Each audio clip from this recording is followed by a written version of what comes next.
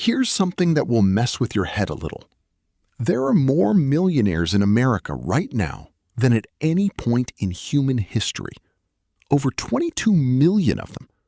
That's more millionaires than the entire population of Florida.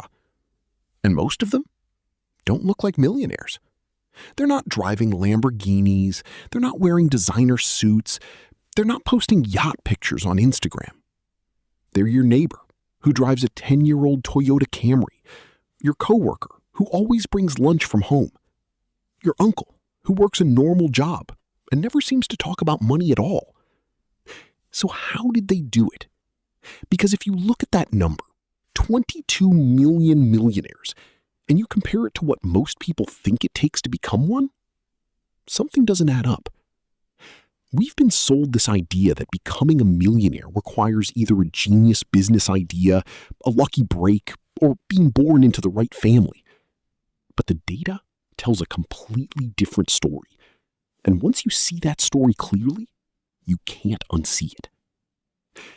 Let's start with a thought experiment. Imagine two people, both 25 years old. Both make $55,000 a year, roughly the median income for that age group in America. Person A thinks about money the way most people do.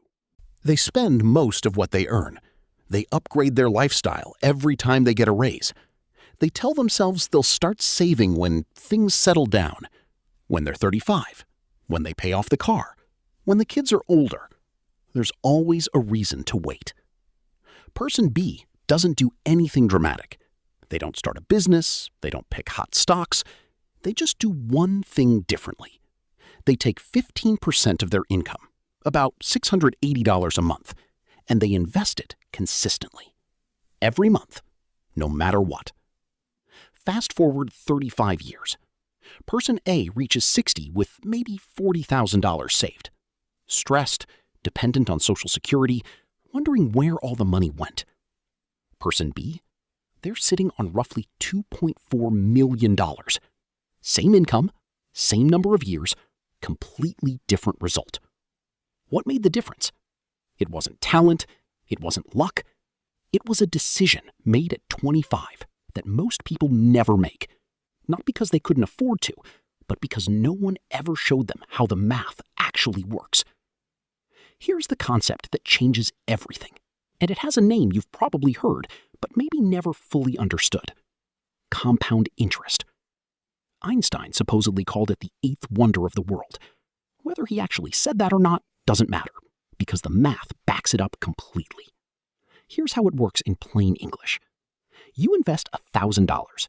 It earns 10% in a year. Now you have $1,100. The next year, that entire $1,100 earns 10%. Now you have $1,210. You didn't just earn interest on your original $1,000. You earned interest on the interest. It sounds like a small difference, and in year one, it is. But give it time, and it becomes something almost unbelievable. Think of it like a snowball rolling down a hill. At the top of the hill, the snowball is small. It picks up a little snow at first, slowly, almost boringly. But as it gets bigger, it picks up more snow with each rotation. And by the time it reaches the bottom, it's enormous. Not because it moved faster, but because it started earlier and kept going. That's the whole secret. Starting early and keeping going. But here's where most people get tripped up. They think the goal is to earn more money.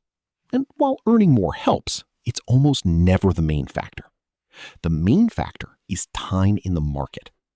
The S&P 500, which is basically a tracker of the 500 biggest companies in America, has returned an average of about 10% per year over the last century.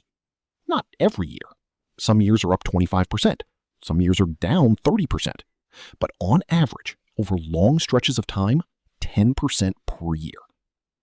If you invested $500 a month starting at age 22 and never touched it, by age 62, you'd have roughly $3.1 million.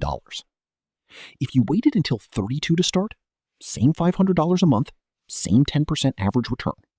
By 62, you'd have about $1.1 million. That 10-year delay cost you $2 million. not because you invested less money, but because you gave compound interest less time to work.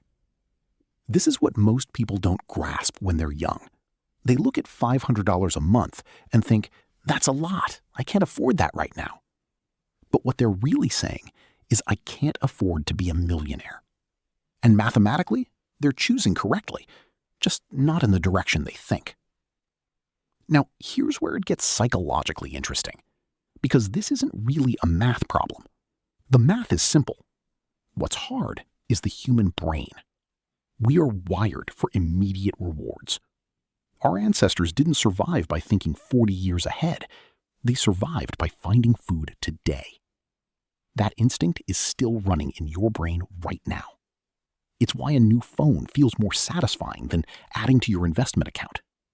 It's why a vacation feels more real than future you being financially free. Psychologists call this present bias, the tendency to value what's in front of us right now far more than what's waiting for us in the future. And the financial industry knows this. That's why advertising works.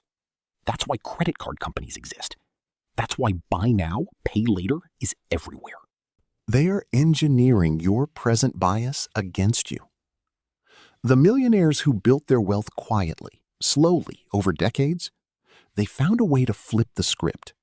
Not by being superhuman, not by eliminating desire, but by making the future feel real. One of the most fascinating studies on this comes from behavioral economics. Researchers showed people a digitally aged photo of themselves, like a preview of what they'd look like at 70. After seeing that image, people were significantly more willing to save money for retirement. Why? Because future you stopped being an abstract idea.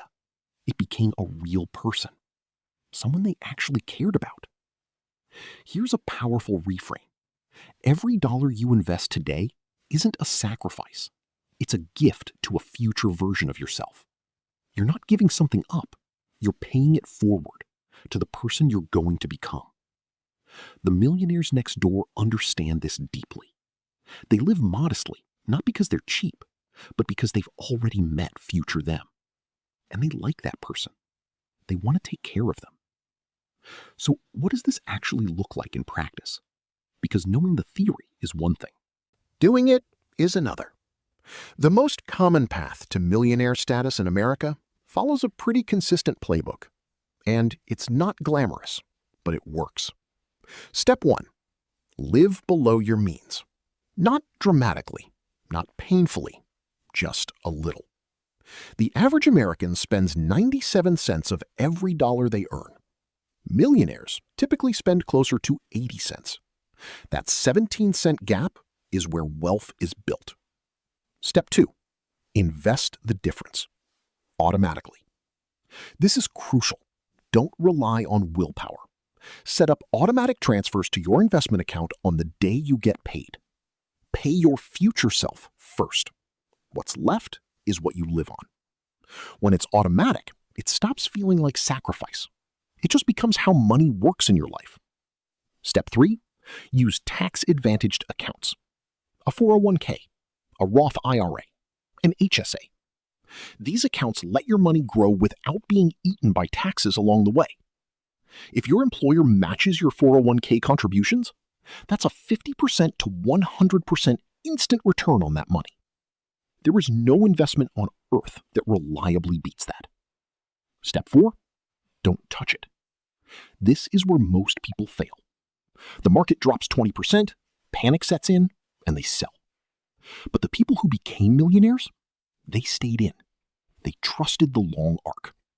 They knew that a down market isn't a loss. It's a sale. It's stocks going on discount. Step 5. Give it time. This isn't a get-rich-quick path. It's a get-rich-slowly and keep-it path, which, as it turns out, is the only path that actually works for 99% of people. The beautiful thing? You don't need to be in the top 10% of earners to pull this off. Research from the Federal Reserve shows that most millionaires in America didn't inherit their wealth. They built it over time through consistent behavior, salary by salary, year by year. The income matters less than you think. The behavior is everything. Here's what I want you to sit with. Right now, there is a version of you 30 years from now. That person's life is being written by the decisions you're making today. Not in some dramatic, life-altering way. In the small, quiet, almost invisible choices. The $100 you don't invest today isn't just $100. At 10% average returns over 30 years, it's $1,745. The $500 a month you start investing at 25 instead of 35 isn't just a head start, it's potentially $1 million difference. Becoming a millionaire in America was never really about luck or intelligence or timing the market perfectly. It was always about understanding one simple truth. Time is the most valuable financial asset you have, and it's the only one that can never be replaced. The people who figured this out early didn't become millionaires because they were exceptional. They became millionaires because they started, because they kept going, and because they refused to let the urgent needs of today steal from the necessary investments of tomorrow. The question isn't whether you can do this. The math says you can. The question is whether you're going to start. If you enjoyed this video, subscribe to Ton Invests for more videos about money, freedom, and building real wealth in a world designed to keep people financially distracted.